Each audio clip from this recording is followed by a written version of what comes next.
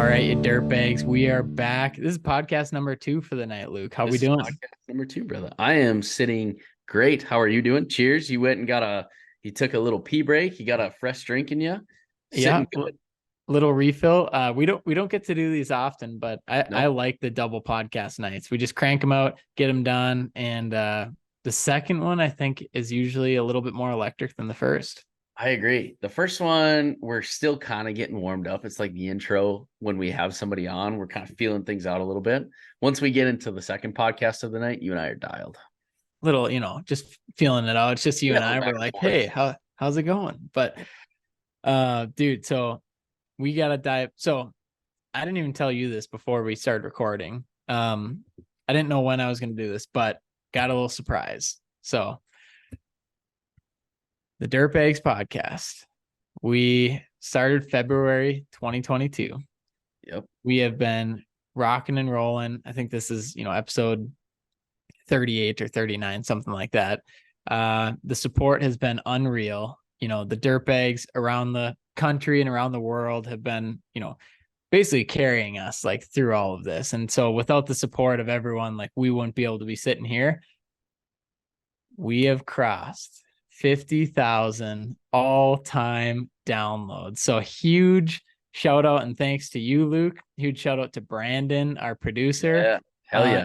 And most importantly, anyone and everyone that listens, engages, shares the podcast, rates us on Spotify, like whatever it is. Yeah, we just crossed 50K, and that is a huge milestone I've been looking forward to. And yeah, just thought I'd kick off the Dude, podcast with that. 50,000. Hell yeah. We are, hey, our goal is to reach over 100,000 by February then. Yep. Right? Yep. Give us that year. Give us 100K. Easy.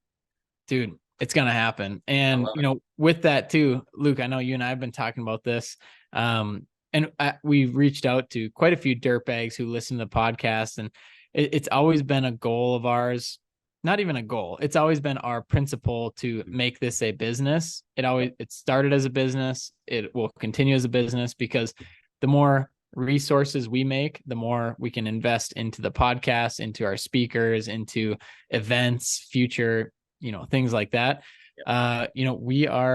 We get to bring on a couple ad sponsors. And so we are officially opening that up. Something we had talked about back and forth of like, is that going to ruin the show? Is that going to make it like people not want to listen? Everyone we talked to was like, screw it, go for it. Like Bring we it on. want to see this thing succeed. We want to see you guys keep going. And so that just gave me the confidence too, to like, yeah, when we hit 50K, let's open it up.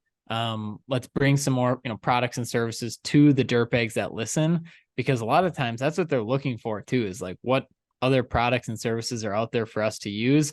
And we can now bring that to them, through the form of like a quick 30-second ad read. Yeah. Well, and also with those, with those ads, right, or with those companies that come on, we're going to vet them, right? Either you or myself or somebody that we know really well has either used them, is using them, or looking at using them. They have to have some sort of value that aligns with our Yeah. value or our principles or our goals, right? So they're not going to be just random companies. They'll be companies that, we approve of and, would use. Yeah, 100%. And that's the fun thing, is that, we're completely open for business. I believe when we talked, we are looking for like 4 ad spots, 2 at the beginning, 2 short 30-second ones, 2 in the middle, and then that's it. And it's, ideally we get to use the product or use the service before bringing them on. And so, yeah, dude, I'm just excited for this next chapter to keep growing it. I know Dirtbags University is coming up October 16th. 7:30 p.m. If you haven't registered yet, you can register on the dirtbagspodcast.com website, or if you go on Instagram, on the Dirtbags Instagram, you can just click on the link there and you can see the Dirtbags University registration. Like, that has been a blast, and that is a little bit of a moneymaker for us as well, just to keep investing into the company. Amen to that. Amen to that. But that being said, without further ado, Luke, I say we get right into our rant topic. Let's do it, dude. Hell yeah. Okay, so this kind of builds off of honestly our last one, right? Our last rant topic was kind of loving where you're at. And this was a question that I got to where we can broaden the horizons on the conversation with this, because loving where you're at is good, but there also has to be things to understand, right? You can't always just live in the now. And I know we kind of focused about talking, you got to live in the now, you got to understand where you're at, you got to love where you're at, you got to, appreciate the experiences and learn from it, right? 100%. So the question that I got, let me pull it up here. Give me a second. It was, I'm looking back here. Okay. The question was, how am I supposed to be in the now when I have the future to worry about? That's a very good observation towards the podcast, right? Because you and I never really touched on that. Yeah. The best way to put it, in my opinion, and Luke, chime in if you think, this is wrong. But what I had written down from that is be in the now for the experience, but look into the future for motivation. If you're in the now, right, there's lessons that can be learned. There's mistakes that are going to be made to where you can learn from and apply in the future, right?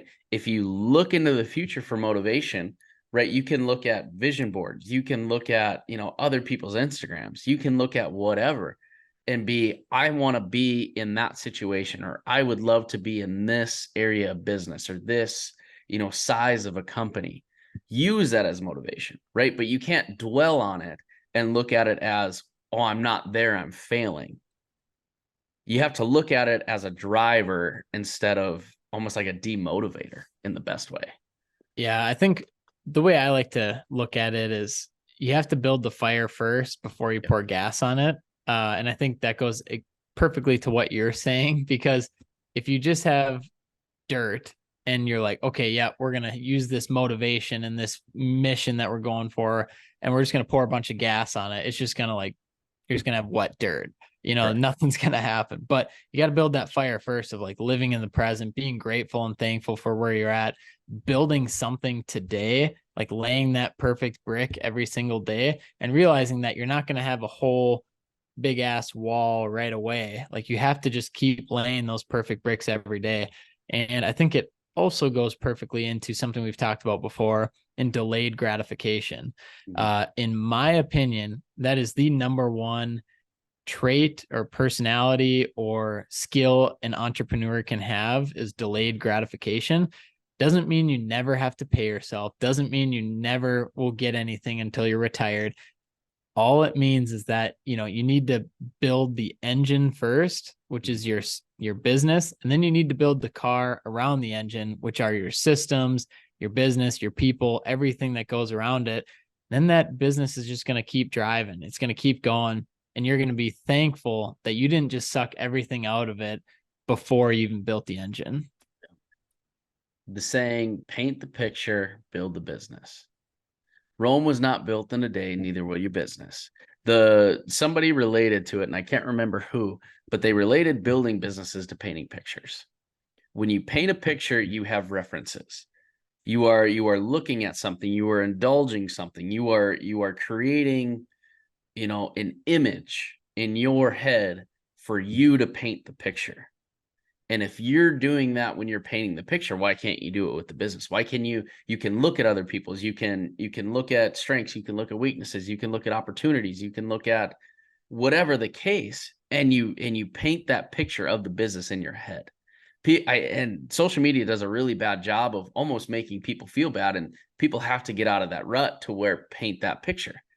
Look at where you're at, learn those lessons, apply them, and build off of them. So I'll push back on that there. And more so, I'll just use LinkedIn as an example.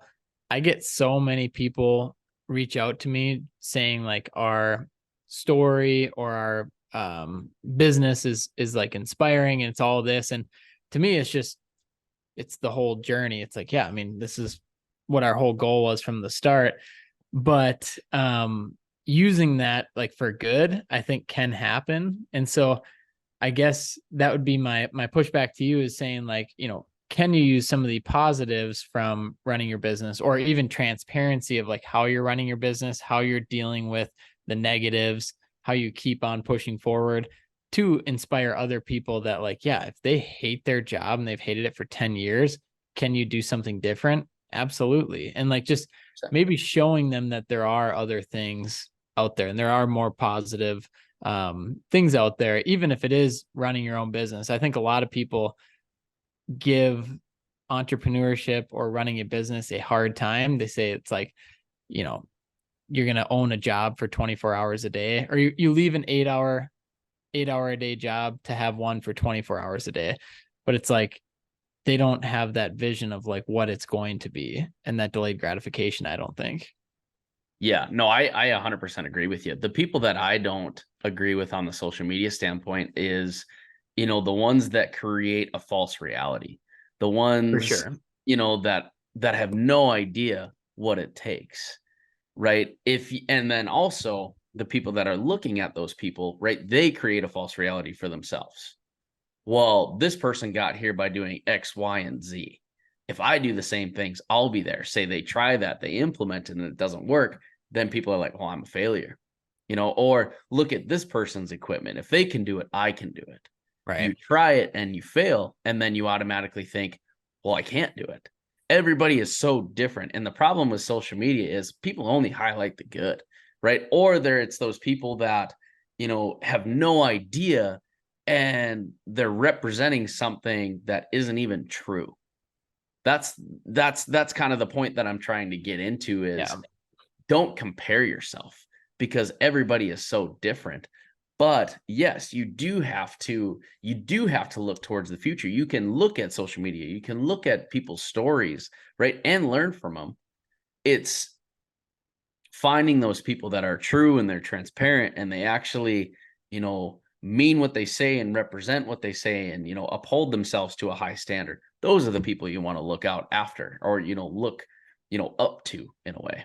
Yeah, it's a slippery slope too. I think one thing that's helped me is associating myself or just like at least listening or following people that line up with more than just one of my principles. So if growing a big business is the only principle I'm looking at, that's probably not a great thing. And so it's like, okay, do they line up with like my faith or how I treat people or how I want to manage, my team and things like that? Because somebody can have a big business and everything else could be shit.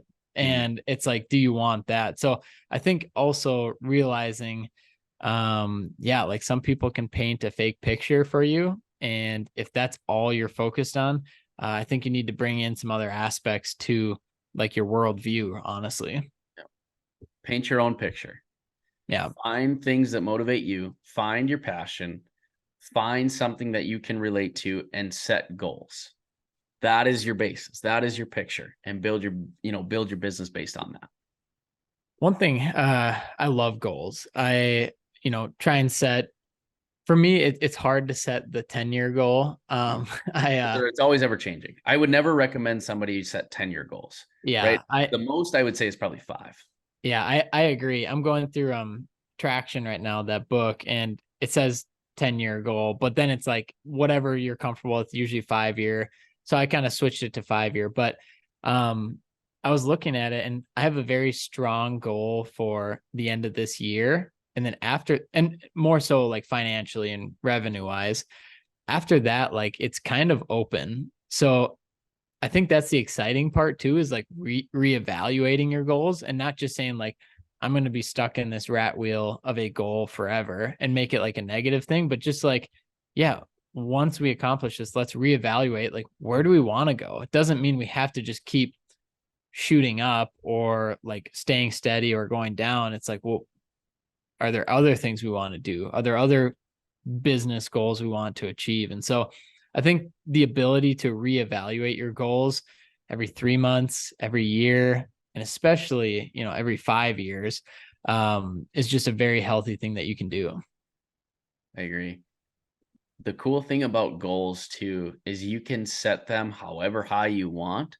And if you don't achieve them, right, there's no repercussion other than the one you set for yourself.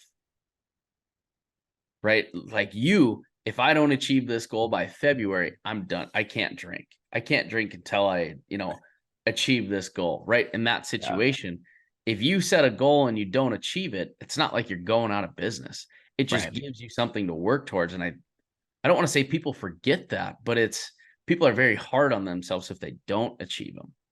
Yeah. That's where the love and where you're at kind of comes in. You've got to appreciate what you've built. You've got to look at the opportunities that presented themselves, the ones that you executed on, and the ones that you did very well. And then the ones also that you didn't do well on, and you learn the lessons, right? The lessons are where you have the value, because then you can apply. There's going to be similar situations in the future. From the lessons or failures that you had, you can apply that situation to your future very easily, because there's going to be a lot of situations that'll mimic or almost mirror what happened in, say a previous one that didn't have the outcome that you wanted, and you'll have better knowledge of what to do next time. Yeah. One of the things I love is this coaching group I'm a part of. We always set our goals every 3 months, and there's always a big reward and then a consequence. And so no matter what, like you can't just get an award anytime you hit a goal and there'd be zero consequences. But the way I look at it and the way most people in our group look at it, it's kind of like a game, because you're fighting with yourself of like how can I push myself in a healthy way to achieve these goals? But also, if I don't hit it, something's got to happen. There can't just be like a little slap on the wrist. And so some of the things that people do is actually kind of funny. Like some of the consequences are like write a $5,000 check to your opposing political party. So like if you're a Republican, you have to donate That to would the be a tough. Democrats.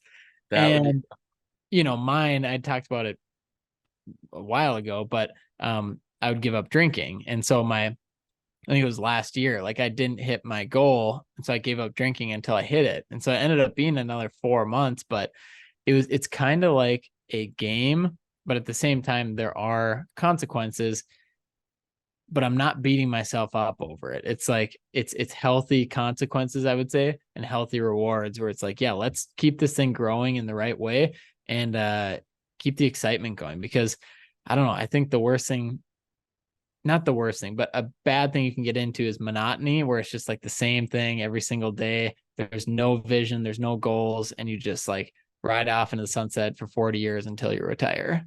Correct.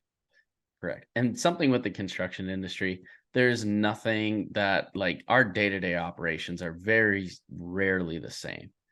There's no project that'll have the same details as the one prior. So, yeah, again, you got to love where you're at, but you have to have motivators along the way. Yeah. So again, you got to live in the moment. You've got to take the mistakes, look at them as your tuition, have a vision board. Andy Frisella talks about this. I wanted to own a Lamborghini. I wanted to own this. I wanted to own this. And I stuck them up and I thought about them each day. I knew what it had to take to get them. So I executed based on those principles. It's the same thing with business. Okay. I want to have a 30 excavator fleet in 5 years. Okay. What do I have to do to achieve that? I've got one now. What type of work do I have to try to learn to try to, adapt to get those excavators, or whatever the case may be? Just motivation is good. Use it for good motivation, and do not dwell on it and look at it as, well, this person's here, I should be above them, or I should be doing this, I should be doing that. That is the killer. Yeah. And I think one thing that people get into and can get into is chasing other people and realizing that, they're chasing growth, or they're chasing to be a bigger company. But I think you need to drill down into the why. Like, where do you want to be and why? And is that a $5 million a year company? Why do you want to be there? And so I think you have to be a little bit clearer, because if you're just chasing, like, I just want to keep growing forever and just be giant, like you may just be chasing your tail. And so figure out kind of where you want to be and why, and then like hone in on that further, accomplish that goal, and then kind of reevaluate and see where you're at. And like, do we want to keep growing? Do we want to sustain this? Do we want to bring in more, healthy people? Like, how do we want to tackle these goals? I agree. I agree. And we got another one. Ready. No one cares what you say. People only care about results. What are your thoughts on that statement? Oh, I love that fucking statement because it is so true. The quote, the most dangerous person in the room is the most quiet.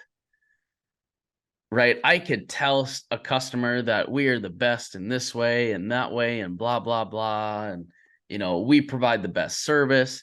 Everybody's going to be telling people on those same principles, right? The only thing that matters in that instance is how well you execute.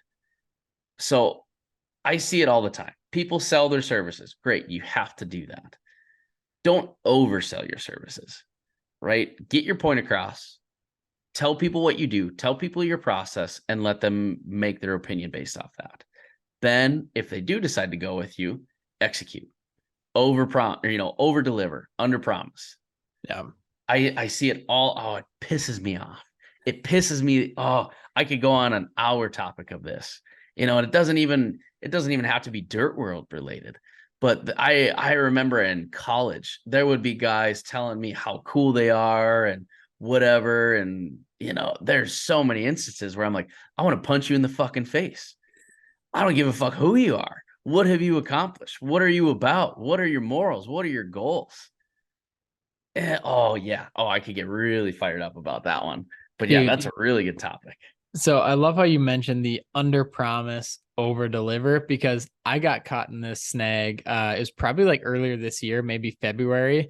We're trying to bring on a client, is, bit of a bigger client, and we're like, you know, it was a little bit of a stretch. And so I like started selling more and I started Yep. overselling. And I didn't realize it at the time, of course, but about 4 to 6 months later, looking back, I was like, that was my biggest downfall there. Like I was starting to oversell what we provide. Yep. And It was I, at blinders, right? Your yeah, blinders were on because you wanted that client. I will do whatever it takes to try to get them on. Yeah. absolutely. And it was just an absolute train wreck, and great people, absolute train wreck. And a lot of times it's the expectations. And so it might sound terrible. I try and lower the bar as much as I can, because then if they still want to go with us, they're trusting, from where I sold them at, they're Mhm. trusting that, they're going to take care of us. And I know for sure we're going to over deliver 2 to 10x of that.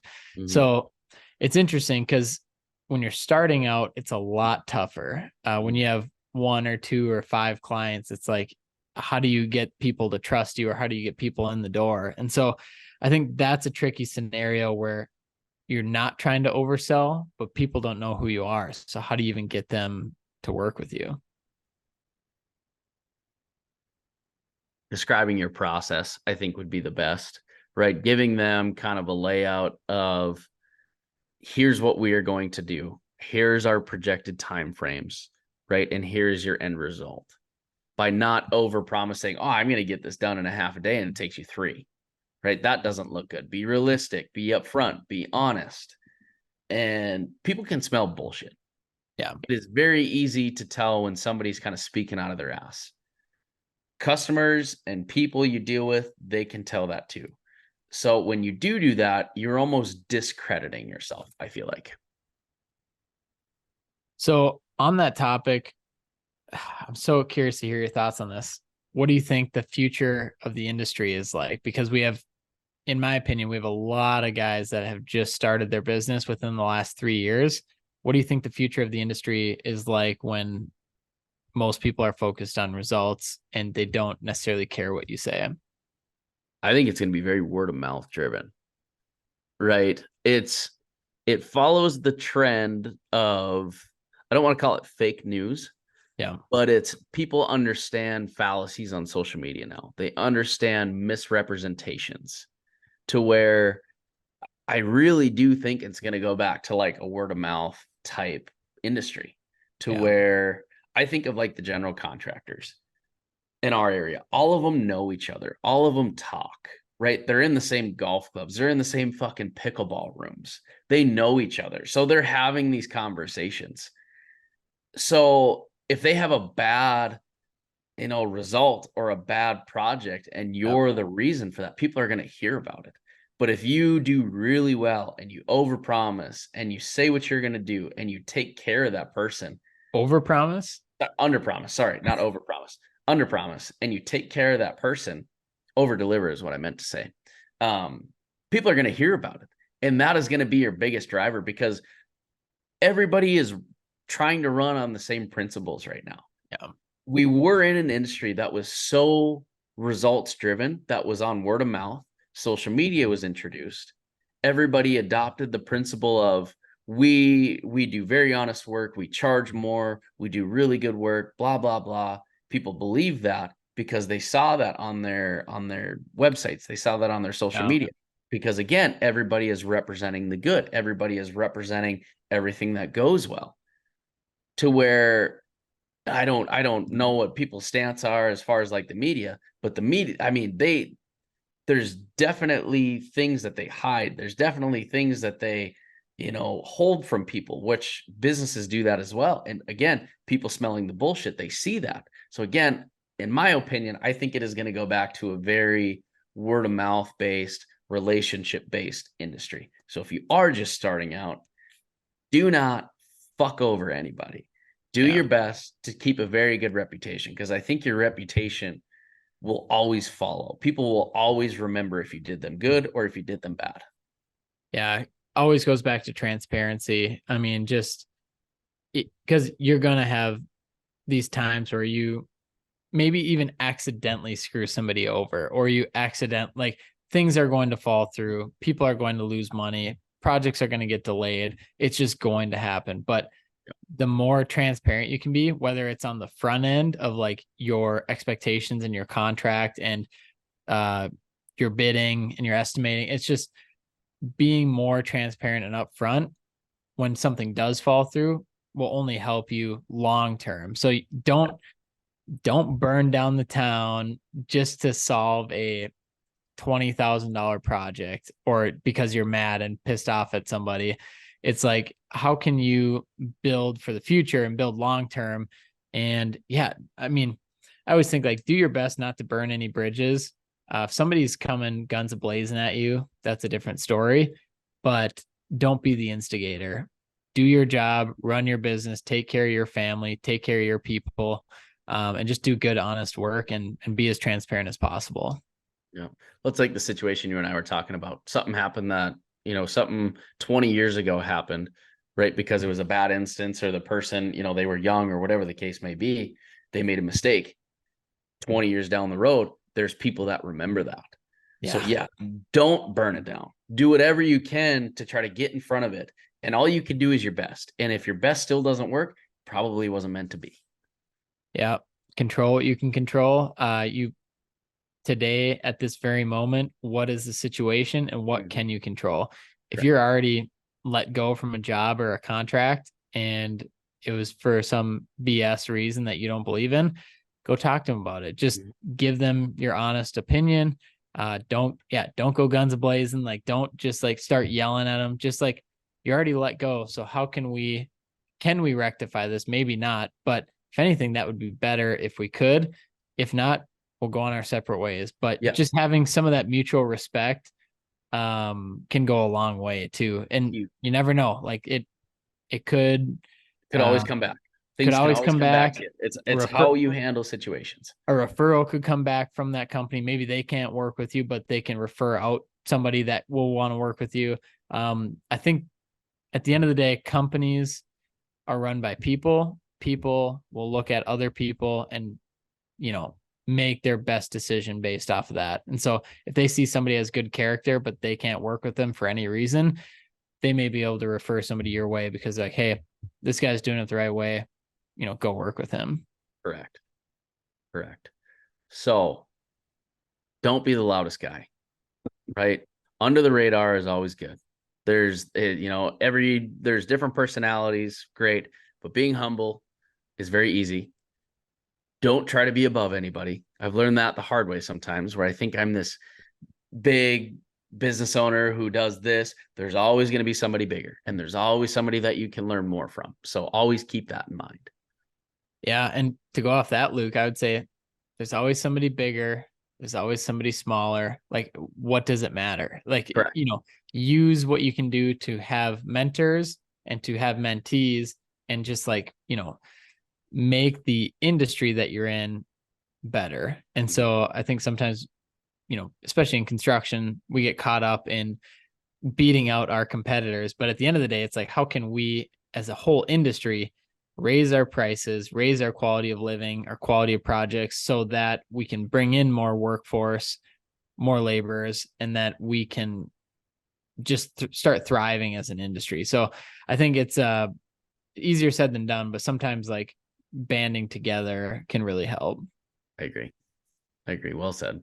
And just having some understanding, having some humility, having some respect for others, and then also respect for yourself in a simple way to put it. So, but I think that's a podcast. Dude, that was a good time. That was a good one. I I love these rants because they're always applicable somehow, somewhere. And I thought of two other topics when we were talking about that could really play into that. So I'm going to say one of them, removing emotion. Luke and I will be doing a rant on removing emotion from situations Now? because No, I'm just no, not kidding. right now. I'm kidding. That's gonna be another episode because Make, that's gonna make, be make sure you text it to me and send me some details, I because will. this always happens. Luke will text me like a few jumbled sentences. He's like, "This is for the rant episode," and then My brain goes in like 100 miles an hour and I think of like a whole episode in like 2 minutes. And I'm trying to text you that episode when I'm thinking about it. And I'm like, oh, I'll remember. And I don't. we'll start recording, or we'll jump on Zoom and we'll be like, "All right, so I got this text. We're ready to go, right?" And you're like, "Dude, I don't even know what we're talking about." You're like, I don't remember. Do you remember that conversation, Luke? And you're like, no. I'm like, "Dude, you sent me a jumbled up text," but Yeah. no, I love it. These rants are a blast. The Q&As have been fun, and then yeah, having the guests on is always a good time. I feel like that's where I learned the most, because you and I, we plan out, I'd say probably like a quarter of it, where we have like some questions that we want to guide it a little bit, but then Yep. I find myself like halfway through or three-quarters of the way through asking questions that I genuinely am interested in. I'm just like, Correct. dude, how do you do this, or how does this work? How does And this so work? You mentioned this. What are the transition points or what are your thought process? yeah, the amount of substance I've learned just in the last 2 years of doing the podcast has been wild. So I'm just excited to keep it rolling, keep bringing people on that we can learn from. And then of course, like, especially in the webinars too, we learn a ton of just pen to paper, Yep. drink in hand, dialing it in for an hour and a half, and Skills of just the get it industry. going. Yeah. Absolutely. Well, Cool. thank you guys for always listening to us. Luke, thank you for your time. Good to see you, man. Peace.